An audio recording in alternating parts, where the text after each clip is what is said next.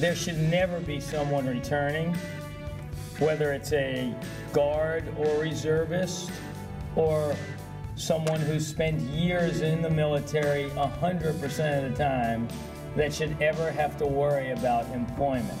So if I work every day of my life and I come to work and lead and have the ability to touch organizations, I want to be dedicated to putting our finest, most qualified people to work.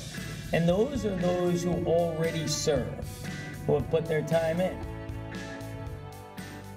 It's not just about hiring veterans. You also reach out to military spouses. We think that over time we've figured out that the family is as important as the veteran. And so we have a deep belief in military spousal and family employment.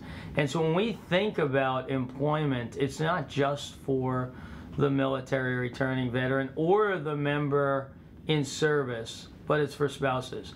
And if you look at one of the things that we treat as a pillar and we feel very, very good about, it's Dr. Haney's Institute up at Syracuse University, which we partnered with at the start of it. And Dr. Haney created the Institute for Veterans and Military Families.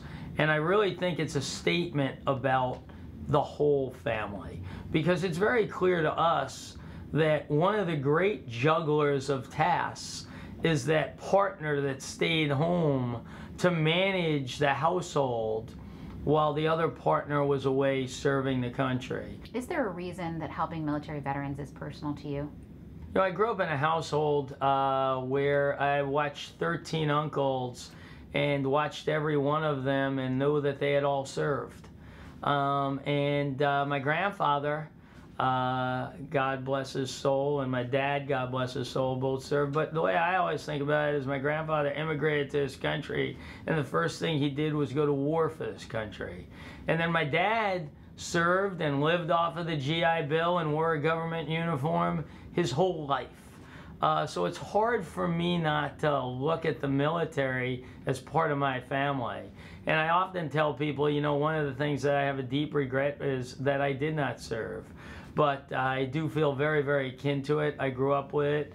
The greatest men I ever seen in my life wore the uniforms of this country. So, you know, it's any opportunity to give back, any opportunity to serve in any manner is an honor in this country.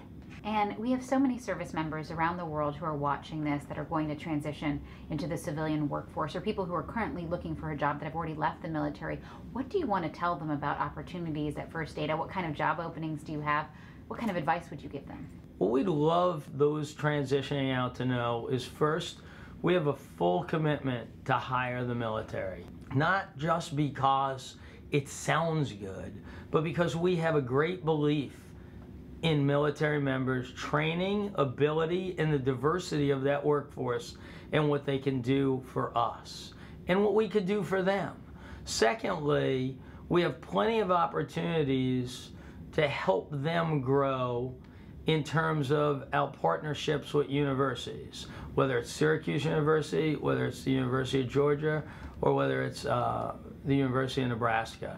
And with those partnerships, we believe we can help them build and grow if they want to be entrepreneurs, if they want to be engineers in the technology area, in many different ways. We think that's a fabulous opportunity. So we view ourselves as an enabler. Enabler inside with the universities and then with our large constituent of small businesses. So we want to be there. We will turn no one away, and we'll try to help everyone through the process. Okay, we're going to hold you to that. You turn no one away. Thank That's you right. for sharing with us opportunities at First Data. Thank you.